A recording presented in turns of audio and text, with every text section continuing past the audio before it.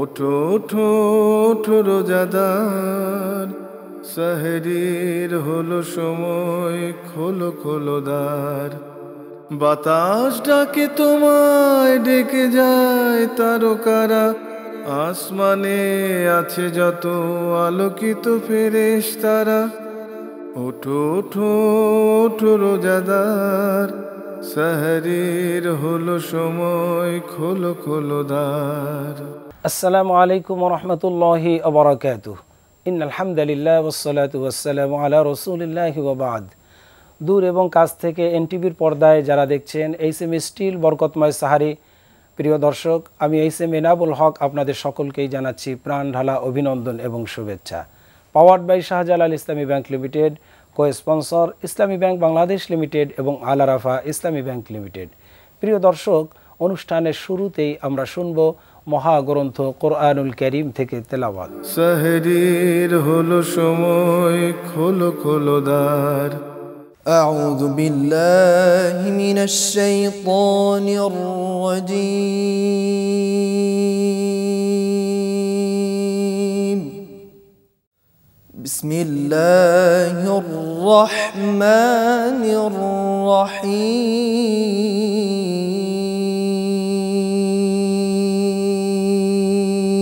الرحيم. وما محمد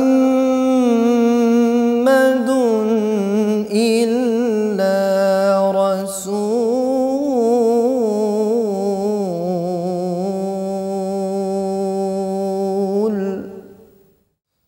قد خلت من قبله الرسل أفإن مات أو قتلا انقلبتم على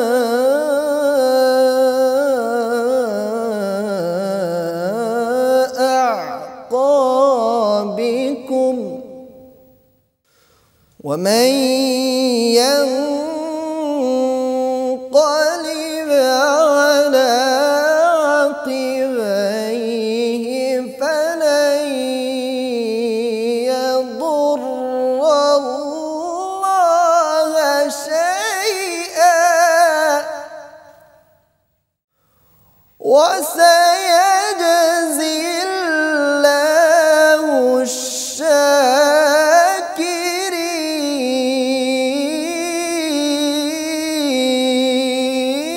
الشاكرين. وما كان لنفس أن تموت إلا بإذن الله كتابا مؤجلا. ومن يرد ثواب الدنيا نؤته منها ومن يرد ثواب الآخرة نؤته منها وسنجزي الشاكرين.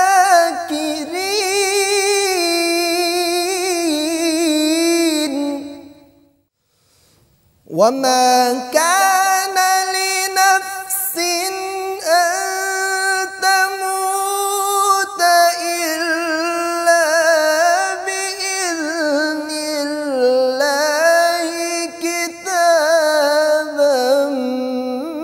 مؤجلا. ومن يرد ثواب الدنيا نؤته منها ومن يرد ثواب الآخرة نؤته منها وسنجزي الشاكرين.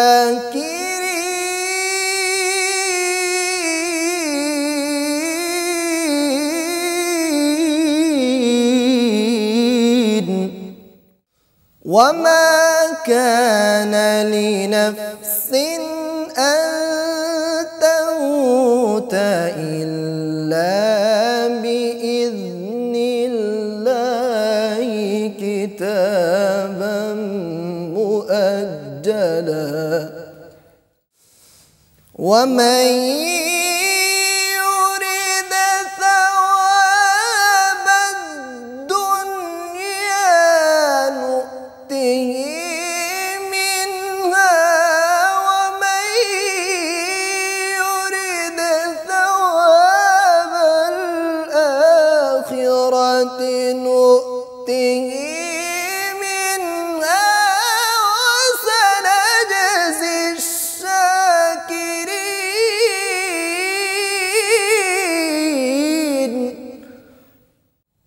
وسنجزي الشاكرين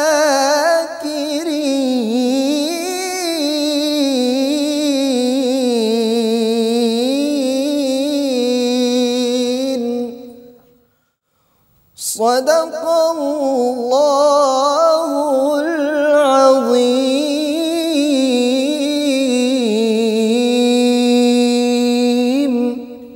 দর্শক, তেলাওয়াত শোনার পরে আমরা এই পর্যায়ে শুনব কোরআনুল কারীমের তাফসীর। সাহরির হলো সময়, খোলো খোলো দ্বার। আসসালামু আলাইকুম রহমতুল্লাহি ওয়া বারাকাতুহু। আলহামদুলিল্লাহ ওয়াসসালাতু ওয়াসসালামু আলা রাসূলিল্লাহ নবিয়িনা মুহাম্মদ ওয়া আলা আলিহি ওয়া আসহাবিহি আজমাইন ওয়া বা'দ। প্রিয় দর্শক শ্রোতা, সিয়াম সাধনায় যারা ব্যস্ত রয়েছেন তাদেরকে এনটিভির বরকতময় সাহরি অনুষ্ঠানে স্বাগত জানাচ্ছি। আজকে কোরআনুল কারীমের সূরা আলে ইমরানের 142 নম্বর আয়াত, যেটি চতুর্থ পারায় এই আয়াতি কারিমাটি রয়েছে। সূরা আলে ইমরানের 142 নম্বর আয়াত। আল্লাহ তাআলা এই আয়াতি কারিমার মধ্যে বলছেন, আম হাসিবতুম আন তাদখুলুল জান্নাহ ওয়ালাম্মা ইয়া'লামিল্লাহুল্লাযীনা জাহাদু মিনকুম ওয়া ইয়া'লামাস সাবিরিন। তোমরা কি ভেবে নিয়েছো আন তাদখুলুল জান্নাহ, তোমাদেরকে জান্নাত দিয়ে দেওয়া হবে এমনিতেই, কোনো পরীক্ষা নিরীক্ষা ছাড়া। ওয়ালাম্মা ইয়া'লামিল্লাহুল্লাযীনা জাহাদু মিনকুম, অথচ আল্লাহ তাআলা জেনে নিতে চান তোমাদের মধ্যে কারা জান্নাতে যাওয়ার জন্য আল্লাহর পথে জিহাদে লিপ্ত রয়েছে, আল্লাহর পথে লড়াইয়ে লিপ্ত রয়েছে। ওয়া ইয়া'লামাস সাবিরিন, এবং এই জিহাদের ময়দানে থেকে কারা বেশি ধৈর্য অবলম্বন করেছে, এটা আল্লাহ তাআলা দেখে নেবেন। কোরআনুল কারীমে আল্লাহ সুবহানাহু ওয়া তাআলা সূরা আনকাবুতের 2 নম্বর আয়াতে বলছেন, আহাসিবান নাস আন ইউতরাকু আন ইয়াকুলু আমান্না ওয়া হুম লা ইফতানুন। মানুষ কি ভেবে নিয়েছে তাকে এমনি এমনি জান্নাত দিয়ে দেওয়া হবে, তাকে শুধুমাত্র জান্নাতে গিয়ে পরিচয় দিলেই হবে যে আমি ঈমানদার। আন ইয়াকুলু আমান্না, এই কথা বললেই হলো যে আমরা ঈমান এনেছি, আমাদেরকে জান্নাত দাও। ওহুম লা ইফতানুন, তাকে পরীক্ষা করা হবে না। অথচ আল্লাহ সুবহানাহু ওয়া তাআলা পূর্ববর্তী সমস্ত ঈমানদারদেরকে জান্নাতে দেওয়ার জন্য তিনি পরীক্ষা করেছেন। সূরা আল বাকারার 214 নম্বর আয়াতে আল্লাহ সুবহানাহু ওয়া তাআলা একই কথা বলছেন, আম হাসিবতুম আন তাদখুলুল জান্নাহ ওয়ালাম্মা ইয়াতিকুম মাসালুল লাযীনা খালাউ মিন ক্বাবলিকুম মাসসাতহুমুল বা'সা ওয়াদ-দাররা। তোমরা কি ভেবে নিয়েছো তোমাদেরকে এমনি এমনি জান্নাত দিয়ে দেব, অথচ তোমাদেরকে পরীক্ষা করব না, যেমন পরীক্ষা করা হয়েছিল পূর্ববর্তীদেরকে। কষ্ট, ক্লেশ, বিপদ, মুসিবত দিয়ে তাদেরকে পরীক্ষা করা হয়েছে, তাদেরকে যাচাই বাছাই করা হয়েছে। এমনকি তারা আল্লাহর কাছে বলেছিল, মাতা নাসরুল্লাহ, আল্লাহর সাহায্য কখন আসবে। আল্লাহর পক্ষ থেকে তখন জবাব এসেছিল, আলা ইন্না নাসরুল্লাহি করিব, তোমরা যদি ধৈর্য ধারণ করতে পারো তোমাদের জন্য আল্লাহর পক্ষ থেকে খুব নিকটেই সাহায্য রয়েছে। প্রিয় দর্শক শ্রোতা, আল্লাহ সুবহানাহু ওয়া তাআলা আমাদেরকে সৃষ্টি করেছেন, তিনি আমাদেরকে জান্নাত দিবেন এটাই নিশ্চিত। কারণ আমাদের আদিপিতা আদম আলাইহিস সালামকে তিনি যখন সৃষ্টি করেছেন তখন তিনি আদম আলাইহিস সালামকে ডাক দিয়ে বললেন, ইয়া আদম উসকুন আনতা ওয়া যাওজুকাল জান্নাহ। আদম, তোমাকে আমি সুন্দর আকৃতি দিয়ে বানিয়েছি, এখন তোমার জন্য একটা বাড়ি দরকার। আল্লাহ তাআলা জান্নাত তৈরি করে তাকে বললেন, আদম তুমি জান্নাতের মধ্যে বসবাস করো, শুধু তুমি না, তোমার স্ত্রী সহকারে প্রবেশ করো। সুতরাং আমাদের আদি পিতা তার বাড়ি ছিল জান্নাতে। সুতরাং এতে বোঝা যায় জান্নাতের মালিক মূলত আমরাই। আল্লাহ সুবহানাহু ওয়া তাআলা আমাদের জন্যই জান্নাতটা তৈরি করেছেন। জান্নাত আমাদের পূর্ব ঠিকানা, সেই ঠিকানায় আমাদেরকে যেতে হবে। সেই ঠিকানায় আমাদেরকে যেতে হলে অবশ্যই আমাদেরকে সেই রকম কোয়ালিটি অর্জন করতে হবে যেটা আল্লাহ তাআলা আমাদের কাছ থেকে চান। সেই কোয়ালিটি আল্লাহ তাআলা যাচাই করবেন, বাছাই করবেন। কিভাবে বাছাই করবেন? রাসূল করিম সাল্লাল্লাহু আলাইহি সাল্লাম বলেছেন, আশাদ্দুন্নাস বালা আল আম্বিয়া সুম্মাল আমসাল ফাল আমসাল। এই পৃথিবীতে সমস্ত নবী রাসূলদেরকে তিনি যাচাই করেছেন, বাছাই করেছেন। এমনকি সমস্ত ঈমানদারদের চাইতে নবী রাসূলরা সব থেকে বেশি কঠিন পরীক্ষার সম্মুখীন হয়েছিল। নবী রাসূলগণই যদি কঠিন পরীক্ষার সম্মুখীন হন, তাদের উম্মত হিসেবে, আমাদের রাসূলের উম্মত হিসেবে আমাদেরকে অবশ্যই কঠিন পরীক্ষার সম্মুখীন হতে হবে। আমাদের প্রিয় নবী সাল্লাল্লাহু আলাইহি ওয়াসাল্লাম, তার কোনো অন্যায় ছিল না, অপরাধ ছিল না, তারপরেও তারা কাফের বেঈমানেরা তার উপর অত্যাচার করেছে। আল্লাহ রাসূলের শরীর থেকে রক্ত ঝরেছে, সাহাবায়ে কেরাম কষ্ট করেছেন, জিহাদের ময়দানে লড়াই করেছেন, জীবন বিলিয়ে দিয়েছেন, রক্ত ঢেলে দিয়েছেন। এভাবে করে তারা জান্নাতের সার্টিফিকেট পেয়েছেন। আল্লাহ রাসূল সাহাবীদের নাম ধরে ধরে বলেছেন, আবু বকর ফিল জান্নাহ, আলী ফিল জান্নাহ, ওসমান ফিল জান্নাহ। এভাবে করে নবী এবং সাহাবায়ে আজমাইন রিদওয়ানুল্লাহি তাআলা আলাইহিম আজমাইন তারা জান্নাত পাওয়ার জন্য এভাবে করে লড়াই করেছেন, কষ্ট করেছেন, বিপদ মুসিবতের মধ্যে পড়েছেন। সুতরাং আমাদেরকেও সেই রকম করে আল্লাহ তাআলা যাচাই করবেন, বাছাই করবেন। প্রিয় দর্শক, কোরআনুল কারীম আল্লাহ সুবহানাহু ওয়া তাআলা আমাদেরকে জানিয়ে দিচ্ছেন, ওয়ালানাবলুওয়ান্নাকুম বিশাইইম মিনাল খাউফ ওয়াল জু' ওয়া নাকসিম মিনাল আমওয়াল ওয়াল আনফুসি ওয়াস সামারাত। আমি অবশ্যই অবশ্যই তোমাদেরকে যাচাই করব, পরীক্ষা করব, খাউফ ভয় দ্বারা, ওয়াল জু' ক্ষুধা দ্বারা, ওয়া নাকসিম মিনাল আমওয়াল তোমাদের সম্পদ বিনষ্টের মাধ্যমে, দারিদ্রতার মাধ্যমে তোমাদেরকে আমি পরীক্ষা করব, ওয়াল আনফুসি ওয়াস সামারাত তোমাদের জীবন কেড়ে নেওয়ার মাধ্যমে আমি তোমাদেরকে পরীক্ষা করব, আর তোমাদের ফসলাদি নষ্ট করার মাধ্যমে আমি তোমাদেরকে পরীক্ষা করব। ওয়াবাশশিরিস সাবিরিন, তবে এর মধ্যে যারা ধৈর্য ধারণ করতে পারবে, যারা হাসি মুখে আল্লাহর সিদ্ধান্তকে মেনে নিতে পারবে, যারা বিপদ মুসিবতে কেবলমাত্র আল্লাহ তাআলার সিদ্ধান্তকে অকুণ্ঠ চিত্তে মেনে নিতে পারবে, তারাই সুসংবাদ গ্রহণ করবে। ধৈর্য ধারণকারীদের জন্য আল্লাহ তাআলা সুসংবাদ বলেছেন। সুতরাং জান্নাত পেতে হলে অবশ্যই আমাদেরকে পরীক্ষার সম্মুখীন হতে হবে। প্রিয় দর্শক শ্রোতা, এই যে পরীক্ষাটা আল্লাহ তাআলা করবেন, এটা কি সবসময় বিপদ মুসিবত দিয়ে করবেন, নাকি কখনো হাসি আনন্দ ধন সম্পদ দেওয়ার মাধ্যমেও করবেন?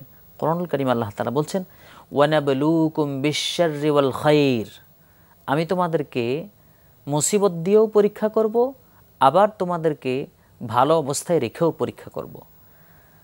তার মানে বোঝা যায় যে আমরা যে সম্পদশালী হচ্ছি, আমরা যে সমাজের মধ্যে প্রতিষ্ঠিত হচ্ছি, আমরা যে দুনিয়ার সুখ স্বাচ্ছন্দ্য পাচ্ছি, এটাও আমাদের জন্য একটা পরীক্ষা। আল্লাহ তাআলা বুঝে নিতে চান যে এই দুনিয়ার সুখ স্বাচ্ছন্দ্য পেয়ে কে তার রবকে ভুলে যায়, কে তার আল্লাহকে ভুলে যায়, এটাই আল্লাহ তাআলা যাচাই করতে চান। তার মানে আনন্দ অথবা বেদনা দুইটা দিয়েই আল্লাহ তাআলা আমাদেরকে পরীক্ষা করতে পারেন। আল্লাহ তাআলা আমাদের জন্য জান্নাত রেখেছেন, সেই জান্নাতে আমরা যে যাব, সেই জান্নাতটা তিনি যখন তৈরি করলেন, তৈরি করে তিনি জিবরাইল আমিনকে ডাক দিলেন, ডাক দিয়ে বললেন, জিবরাইল যাও তো জান্নাতটা একটু পরিদর্শন করে আসো, আমি আমার বান্দাদের জন্য কেমন জান্নাত তৈরি করেছি। জিবরাইল আমিন জান্নাতটা দেখতে গেলেন, পরিদর্শন করলেন এবং তিনি এসে বললেন, ওয়া ইজ্জাতিকা লা ইয়াসমাউ বিহা আহাদুন ইল্লা দাখালাহা। ইয়া রব, আপনার ইজ্জতের কসম, আমি জান্নাতের মধ্যে এত নাজ নিয়ামত দেখেছি, আমার তো মনে হয় সেই জান্নাতে প্রবেশ করা ব্যতীত কেউ থাকতে পারবে না, এই জান্নাতের লোভে সবাই জান্নাতি হয়ে যাবে, আমার তো সেটাই মনে হয়। এরপরে আল্লাহ সুবহানাহু ওয়া তাআলা জিবরাইল আমিনকে ফেরেশতাদেরকে নির্দেশ দিলেন, ফাআমারা বিহা হুফফাত বিল মাকারিহ, ফেরেশতাদেরকে নির্দেশ দিলেন, যাও জান্নাতের চারদিক দিয়ে একটা ব্যারিকেড দিয়ে আসো। এরপরে আল্লাহ তাআলা জিবরাইল আমিনকে আবার বললেন, জিবরাইল এবার তুমি যাও এবার দেখে আসো তো জান্নাতটা কেমন অবস্থায় আছে।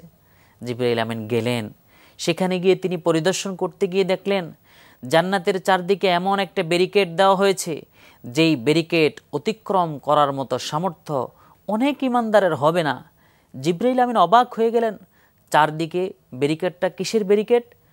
আমাদের পৃথিবীর মতো সিমেন্ট বালির ব্যারিকেড নয়, কাঁটা তারের ব্যারিকেড নয়, বরং সেখানে আল্লাহ সুবহানাহু ওয়া তাআলা জান্নাতের চারিদিকে বিল মাকারিহ, কষ্টের ব্যারিকেড দিয়েছেন, দুঃখের ব্যারিকেড দিয়েছেন, বিপদ মুসিবতের ব্যারিকেড দিয়েছেন, এবং আল্লাহ সুবহানাহু ওয়া তাআলার কঠিন কঠিন সিদ্ধান্তের ব্যারিকেড দিয়েছেন।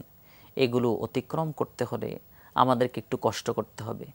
একটা উদাহরণ দিলে বোঝা যাবে, শীতের মৌসুমে রাতের বেলা উঠে ফজরের আজান শুনে ঠান্ডা পানি দিয়ে ওযু করে নামাজ পড়তে যাওয়া, এটা আমাদের জন্য কঠিন।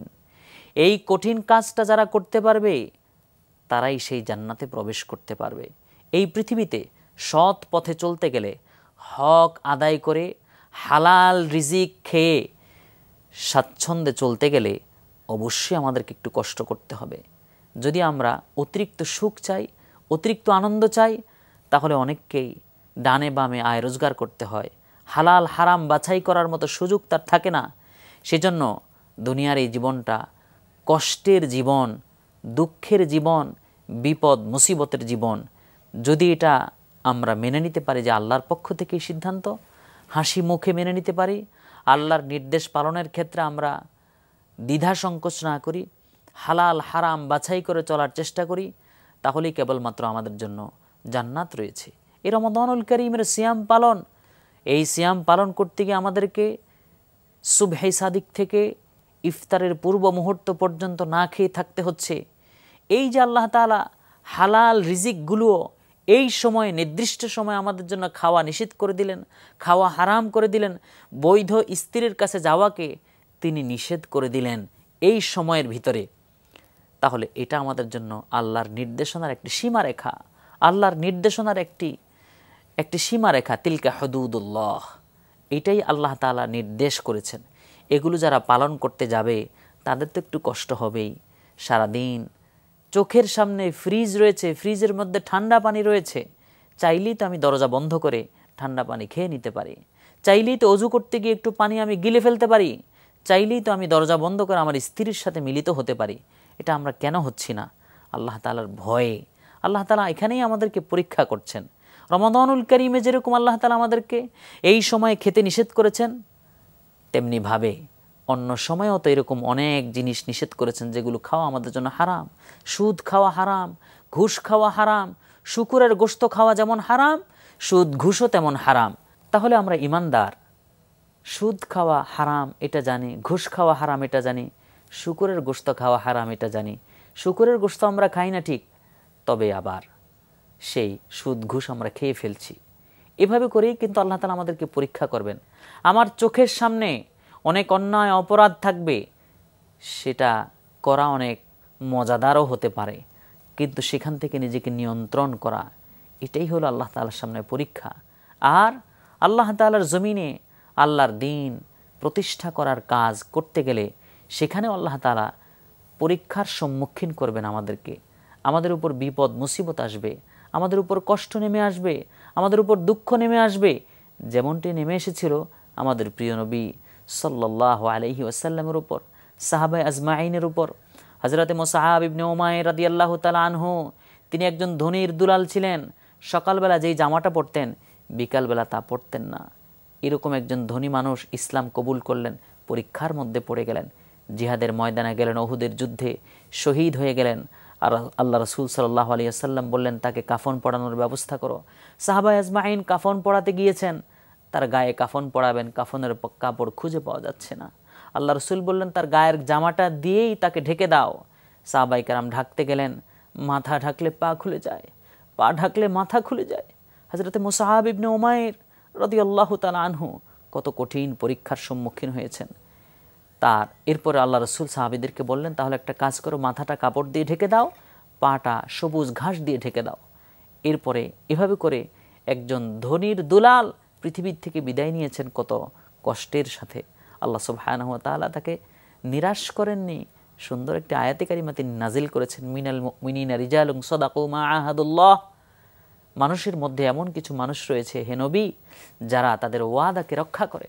মুসআব ইবনে উমাইর ঈমান কবুল করেছেন, আল্লাহর সামনে সারেন্ডার করেছেন, আর তিনি আল্লাহর বিধান এই জমিনে বাস্তবায়ন করার জন্য লড়াই করে জীবন বিলীন করে দিয়ে তিনি কিন্তু পরীক্ষায় উত্তীর্ণ হয়েছেন, আল্লাহ তাআলার জান্নাতের উপযুক্ত হয়েছেন। এভাবে করে বেলালের দিকে যদি আমরা তাকাই, বেলাল রাদিয়াল্লাহু তাআলা আনহু তার গলায় রশি লাগিয়ে সেই উত্তপ্ত বালুর উপর তাকে টানা হয়েছিল, শুইয়ে দেওয়া হয়েছিল, তার বুকের উপর পাথর চাপা দেওয়া হয়েছিল। বেলাল হাবশি রাদিয়াল্লাহু তাআলা আনহু তিনিও জান্নাতের জন্য পরীক্ষা দিয়েছেন। তাকে তার মনিব গলার মধ্যে রশি লাগিয়ে টেনেছিল। বেলাল হাবশি রাদিয়াল্লাহু তাআলা আনহু তিনি ইসলাম কবুল করার পর থেকেই মৃত্যুর আগ পর্যন্ত তিনি কিন্তু পরীক্ষা দিয়েছেন। এভাবে করে সুমাইয়া রাদিয়াল্লাহু তাআলা আনহা, তার কথা যদি আমরা বলি, এমন একজন মহিয়সী নারী, তিনি ইসলাম কবুল করার কারণে তার লজ্জাস্থানে বর্ষা দিয়ে আঘাত করে তাকে শহীদ করা হয়েছিল। রাসূল করিম সাল্লাল্লাহু আলাইহি সাল্লামের অসংখ্য সাহাবী জান্নাতে পাওয়ার নেশায় এভাবে করে তারা পরীক্ষা দিয়েছেন। প্রিয় দর্শক শ্রোতা, তাই আমরাও যদি জান্নাতে যেতে চাই, আমাদেরকেও আল্লাহ তাআলার সামনে পরীক্ষা দিতে হবে। আমরা এমনও মানুষ রয়েছি, অনেক সময় কাউকে যদি নামাজের জন্য ডাকা হয়, আমরা বলি যে আমাদের ঈমান ঠিক আছে হুজুর, নামাজ না পড়লে কি হবে? এই যে আমরা বলি যে নামাজ না পড়লে কি হবে, ঈমান ঠিক আছে, আল্লাহর বিধান না মেনে ঈমানটা কিভাবে ঠিক থাকে? আল্লাহ সুবহানাহু ওয়া তাআলা আমাদেরকে সেজন্য পরীক্ষা করবেন জান্নাতে নিতে হলে, জান্নাতে যেতে হলে। সুতরাং আসুন আমরা সেই জান্নাতের মালিক হতে হলে আমরা যেন আল্লাহর পরীক্ষায় উত্তীর্ণ হতে পারি। আল্লাহর বিধান, হালাল হারাম, আল্লাহ তাআলার সমস্ত নির্দেশনা মেনে আমাদের জীবনকে জান্নাতি জীবন হিসেবে গঠন করার আল্লাহ তাআলা আমাদেরকে তৌফিক দান করুন, আমিন। আসসালামু আলাইকুম ওয়া রাহমাতুল্লাহি ওয়া বারাকাতুহু। দর্শক, আমরা কোরআনুল কারীমের তাফসীর শুনলাম, এখন শুনব একটি ইসলামী গান। সাহরির হলো সময়, খোলো খোলো দ্বার, হে রাসূল বুঝি না আমি, রেখেছ বেঁধে মোরে কোন সুতোয় তুমি, রেখেছ বেঁধে মোরে কোন সুতোয়। জানি না গোপনে কেমন করে,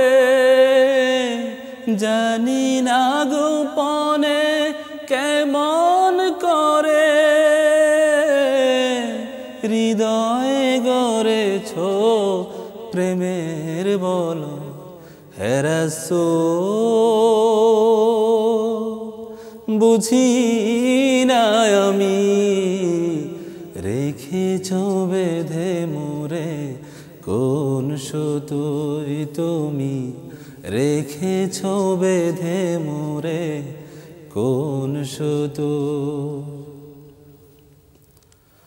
তোমারি নামে আনন্দে দুলি, তোমারি নামে দুনিয়া ভুলি, কি জাদু রাখা এই নামেতে। তোমারি নামে আনন্দে দুলি, তোমারি নামে দুনিয়া ভুলি, কি জাদু রাখা ওই নামেতে।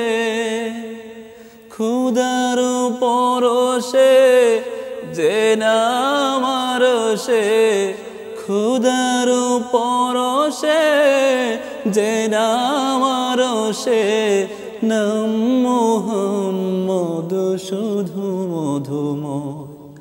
হে রাসূল বুঝি না আমি, রেখেছ বেঁধে মোরে কোন সুতোয় তুমি, রেখেছ বেঁধে মোরে কোন সুতোয়। স্বার্থবিহীন ছিলে চিরদিন, তুমি ইনসাফের প্রতীক। কুল্লালমের শ্রেষ্ঠ নেয়ামত, তুমি যে প্রাণের অধিক। স্বার্থবিহীন ছিলে চিরদিন, তুমি ইনসাফের প্রতীক। কুল আলমের শ্রেষ্ঠ নিয়ামত, তুমি যে প্রাণের অধিক। তুমি প্রিয়তম আমিনা নন্দন, কুল মুসলিমের হৃদয়ে স্পন্দন, তুমি বিনে সবই অন্ধকার। থাকিতে দেহে প্রাণ তোমারই সম্মান, থাকিতে দেহে প্রাণ তোমারই সম্মান। দেব না লুটাতে ধুলো, হে রাসূল বুঝি না আমি, রেখেছ বেঁধে মোরে কোন সুতোয় তুমি, রেখেছ বেঁধে মোরে কোন সুতো। জানি না গোপনে কেমন করে, জানি না গোপনে কেমন করে, হৃদয়ে গড়েছ প্রেমের বলো, হে রাসূল বুঝি না আমি, রেখেছ বেঁধে মোরে কোন সুতোয় তুমি, রেখেছ বেঁধে মোরে কোন সুতো। প্রিয় দর্শক, প্রতিদিনের ন্যায় আজকেও আমরা বিষয়ভিত্তিক আলোচনায় এখন যাব। আজকের পর্ব হচ্ছে হালাল রিজিক ইবাদতের জন্য পূর্ব শর্ত। এই বিষয়ের উপর আলোচনা করার জন্য আমরা স্টুডিওতে আমাদের স্বনামধন্য দুজন আলেমে দ্বীনকে নিমন্ত্রণ করেছি। আসুন আমাদের মেহমানদের সাথে আপনাদেরকে পরিচয় করিয়ে দিচ্ছি। প্রথমেই রয়েছে বিশিষ্ট ইসলামী চিন্তাবিদ হাফেজ মাওলানা বেলাল হোসাইন, খতিব মসজিদুল বারি, ফার্মগেট, ঢাকা। আসসালামু আলাইকুম রহমতুল্লাহি ওয়া বারাকাতুহু। এরপরে রয়েছেন আরেকজন বিজ্ঞ আলেমে দ্বীন জনাব মাওলানা এবিএম আখতার হোসাইন, কিশোরগঞ্জ। আসসালামু আলাইকুম ওয়া রাহমাতুল্লাহ। ওয়ালাইকুম আসসালাম ওয়া রাহমাতুল্লাহি ওয়া বারাকাতুহু। আপনারা কেমন আছেন? আলহামদুলিল্লাহ। আলহামদুলিল্লাহ। আপনাদের দুজনকে স্টুডিওতে স্বাগতম জানাচ্ছি। বারাকাল্লাহু ফিক। বারাকাল্লাহ। দর্শক, হালাল রিজিক, এই হালাল রিজিক ছাড়া আমাদের কোনো কর্মই আল্লাহর কাছে কর্ম হিসাবে পরিগণিত হবে না। এই বিষয়ের উপর আলোচনা করার জন্য আমরা চলে যাচ্ছি আমাদের মেহমানের কাছে। জি মাওলানা বেলাল হোসাইন সাহেব, আল্লাহ রাব্বুল আলামিন কোরআনুল কারীমের মধ্যে সমস্ত মানুষের জন্য হালাল রিজিক গ্রহণ করতে বলেছেন। এই বিষয়টি যদি আপনি দর্শকদের জন্য বলেন। ইয়া রাব্বি লাকাল হামদু কামা ইয়ানবাগি লিজালালি ওয়াজহিকা ওয়া আযীমি সুলতানিক। যেমন একটা ঘরের তালা থাকে, তালা না খুললে ঘরে ঢোকা যায় না, তো অনুরূপ হালাল রিজিক ছাড়া তার কিছুই কবুল হয় না। লা ইয়াকবালু ইল্লা তাইয়্যিবা। আল্লাহ হাবিব বলছেন যে হালাল ছাড়া, তয়্যিব ছাড়া, তয়্যিব মানে হালালা, হালাল জিনিস ছাড়া রব্বুল আলামিন অ্যাকসেপ্ট করেন না। এরপর আল্লাহ পাক পবিত্র কোরআনুল কারীমের সূরা বাকারায় বলেছেন, ইয়া আইয়ুহাল্লাযীনা আমানু কুলু মিম্মা রাযাকাকুমুল্লাহু হালালান তাইয়্যিবা ওয়া লা তাত্তাবিউ খুতুওয়াতিশ শাইতান ইন্নাহু লাকুম আদুউম মুবিন। আল্লাহ পাক বললেন যে হে ঈমানদার লোকেরা, তোমরা যে রিজিক গ্রহণ করবা, তোমরা হালালান তাইয়্যিবা, হালাল এবং তাইয়্যিব, ভালো জিনিস, বিশুদ্ধ জিনিস এবং হালাল হতে হবে, সেগুলো তোমরা গ্রহণ করো। এটা যদি মানুষ গ্রহণ না করে তাহলে তার অনেকগুলি সমস্যা আসবে। তার ভিতরে এক নম্বর ফিজিক্যাল সমস্যা। যেমন যে সমস্ত জিনিস আল্লাহ পাক মানুষের জন্য খাবার নিষিদ্ধ করেছেন, বিজ্ঞানীরা রিসার্চ করে দেখেছেন এইটা খেলে মানুষের দেহের জন্য সমস্যা হবে, এই জন্য আসলে নিষিদ্ধ করা হয়েছে। শুকুরের গোস্ত, এরপরে যত ধরনের মানে মদ, এই মদের সমাজ ধ্বংস হয়ে যাচ্ছে আজকের এই মাদক, এটা কিন্তু নিষেধ। ইয়া আইয়ুহাল্লাযীনা আমানু ইন্নামাল খামরু ওয়াল মাইসির ওয়াল আনসাবু ওয়াল আজলামু রিজসুম মিন আমালি শাইতান ফাজতানিবুহু। এই আয়াতের মাধ্যমে কিন্তু মদ, জুয়া, হাবিজাবি সবকে আল্লাহ পাক একেবারে কবর দিয়ে দিয়েছেন। এই কোনো হারাম জিনিস গ্রহণ করা যাবে না, মদ জুয়াগুলোকে। এরপরে আল্লাহ হাবিব একটি হাদিস বর্ণনা করেছেন যে ইন্নাল্লাহা ইয়াতাআজ্জাব ওয়া ইয়াদহাক আল্লাযী ইয়াদউ ইলাল্লাহি তাআলা ওয়া ইয়াকুলু ইয়া রাব ইয়া রাব। যে আল্লাহ রাব্বুল আলামিন ওই ব্যক্তির ব্যাপারে আশ্চর্য হন এবং হাসতে থাকেন যে এই ব্যক্তি আমার কাছে দোয়া করতেছে, বারবার রব রব বলতেছে। মালবাসুহু হারাম, কে যে পোশাক আদি পরছে হারাম টাকা দিয়ে কিনছে, ওর লেবাস, ওর পোশাক হারাম, ওর ড্রেস হারাম। ওয়া মাতআমুহু হারাম, ও যে খাওয়া দাওয়া করছে, যে সমস্ত জিনিস কিনেছিল যেটা সেটা ছিল, সে খাওয়া দাওয়া হারাম। এরপরে তার যে শরীর প্রবৃদ্ধি ঘটেছে, তার রক্ত মাংস তৈরি হয়েছে হারাম টাকা দিয়ে, এগুলি ক্রয় করার কারণে এগুলো হারাম হয়ে গেছে। টপ টু বটম হারাম একজন লোক যখন আল্লাহর কাছে বলে ইয়া রাব ইয়া রাব, আল্লাহ চিন্তা করে যে বেকার দোয়া করতেছে। ইওর আর্নিং শুড বি হালাল, আপনার আর্নিংকে অবশ্যই হালাল করতে হবে। যদি হালাল না করেন, আপনি যতই লাইলাতুল কদর পান, যতই শবে বরাত আপনি পান, যত কিছুই করেন, রাত যতই তাসবিহ পড়েন, যত কোরআনই পড়েন, আপনার রিজিক হালাল নয়, আপনার কোন ইবাদত রব্বুল আলামিনের দরবারে কবুল হবে না। আমরা যাচ্ছি জনাব মাওলানা ABM আখতার হোসাইন সাহেবের কাছে। এই বিষয়টি যদি আপনি দর্শকদের জন্য বলেন যে হালাল রিজিক অন্বেষণ করা কতটা গুরুত্বপূর্ণ এবং তার প্রতিদানটা কিভাবে আল্লাহ দিবেন। আল্লাহর হাবিব সাল্লাল্লাহু আলাইহি ওয়াসাল্লাম ঘোষণা করেছেন কাসবুল হালালি ফারিদাতুম বা'দাল ফারিদা। নামাজ আল্লাহ তাআলা ফরজ করেছেন, সিয়াম ফরজ করেছেন, যাকাত ফরজ করেছেন, হজ ফরজ করেছেন। এই ফরজগুলা যেরকম আল্লাহ তাআলা আমাদের কাছে ফরজ করে দিয়েছেন, তদ্রূপ সালাত, সম যেরকম ফরজ, তদ্রূপ হালাল রিজিক অন্বেষণ করাটাও ফরজ করে দিয়েছেন আল্লাহ তাআলা, যেটা রাসূল পাক সাল্লাল্লাহু আলাইহি সাল্লামের আলোচ্য হাদিসের মাধ্যমে আমরা জানতে পারি। আমরা সূরা জুমআতে যদি একটু অগ্রসর হই, আল্লাহ তাআলা প্রথম ডাক দিয়েছেন ইয়া আইয়ুহাল্লাযিনা আমানু ইযা নুদিয়া লিস-সালাহ, যে নামাজের জন্য আসো, তোমাদেরকে আহ্বান করা হচ্ছে। এখানে আল্লাহ তাআলা আহ্বায়ক, আমরা সলাতে যাই।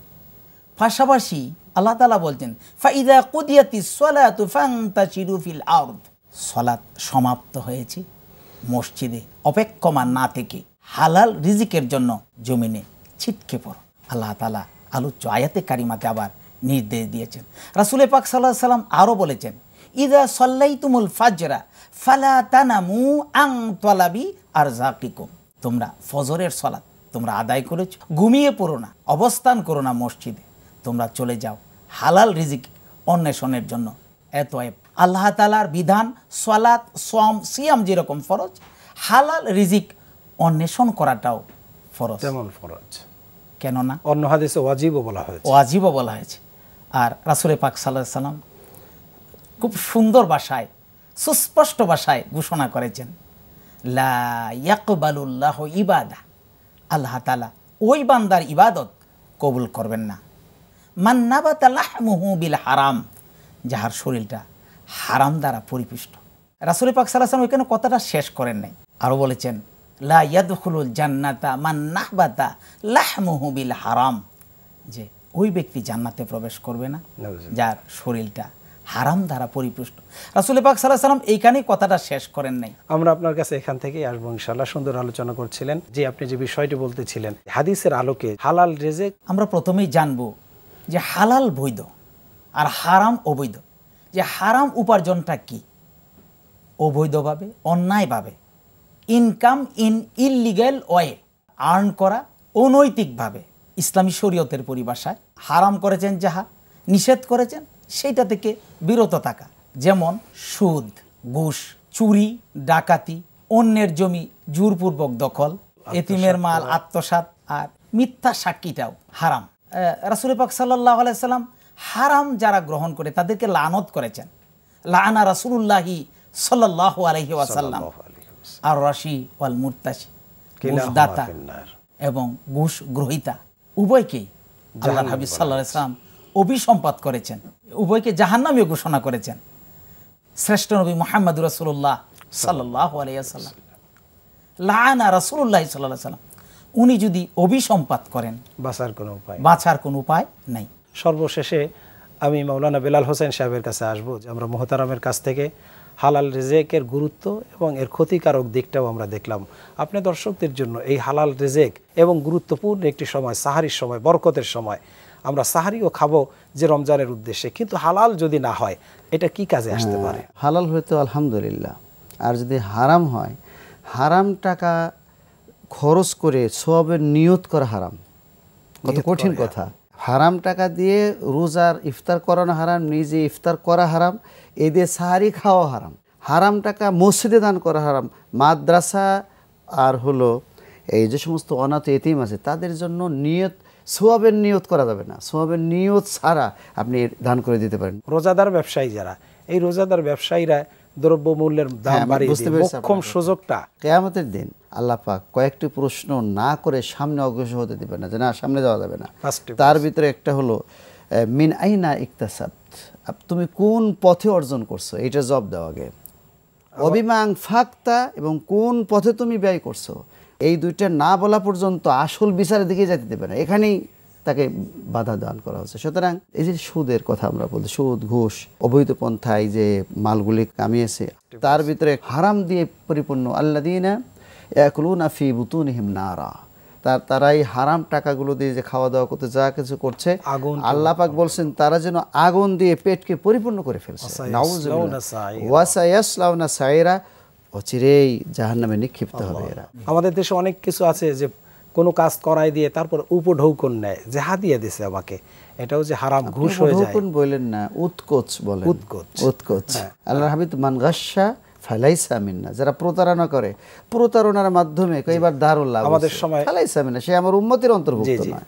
আপনাদের দুজনকে অসংখ্য ধন্যবাদ সুন্দর আলোচনা করার জন্য। দর্শক, এতক্ষণ পর্যন্ত আপনারা দেখছিলেন এইচএম স্টিল বরকতময় sehri, powered by Shahjalal Islami bank limited, co sponsor Islami bank Bangladesh limited এবং আল আরাফা ইসলামী ব্যাংক লিমিটেডের সৌজন্যে। দর্শক, আমরা বিদায় নেব, তার আগে একটি ইসলামী সঙ্গীত শুনতে শুনতে আমরা বিদায় নেব। আসসালামু আলাইকুম ওয়া রাহমাতুল্লাহি ওয়া বারাকাতুহু। কত রং তুলিয়া সুরভি মেখে গুড়লে ধরা তুমি, ঘুরে গিরিবন কুসুম কানন, ঘুরে গিরিবন কুসুম কানন, কত শোভা দেখেছি আমি, কত রং তুলিয়া সুরভি মেখে গুড়লে ধরা তুমি, কত রং তুলিয়া সুরভি মেখে গুড়লে ধরা তুমি। ওই আকাশ সাগরে কথা কয়, প্রভু তোমারি ইশারায়, ওই আকাশ সাগরে কথা কয়, প্রভু তোমারি ইশারায়, বনে ফুল ফুটিয়ে হাসে, বনে ফুল ফুটিয়ে হাসে, ভ্রমর সুখী তারে চুমি, কত রং তুলিয়া সুরভি মেখে গুড়লে ধরা তুমি। পাহাড় চেয়ে আছে দুহাত বাড়িয়ে, নীলিমার নীল দেখে বেহুশে, বলল ডেকে ডেকে ওহে লহ, এত রূপ দিল তোরে কে বাসে। ওই মাঠের সবুজ বনানিতে পাখিরা সুখে সেই গীতে, ওই মাঠের সবুজ বনানিতে পাখিরা সুখে সেই গীতে, আমি বিভোর হয়ে ভাবি আমি বিভোর হয়ে ভাবি, কত কাছে অন্তর জামি, কত রং তুলিয়া সুরভি মেখে গুড়লে ধরা তুমি।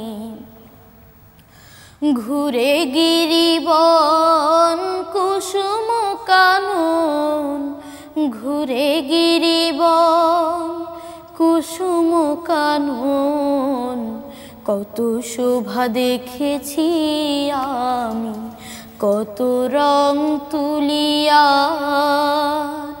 সুরভি মেখে গুড়লে ধরা তুমি, গুড়লে ধরা তুমি, গুড়লে ধরা তুমি।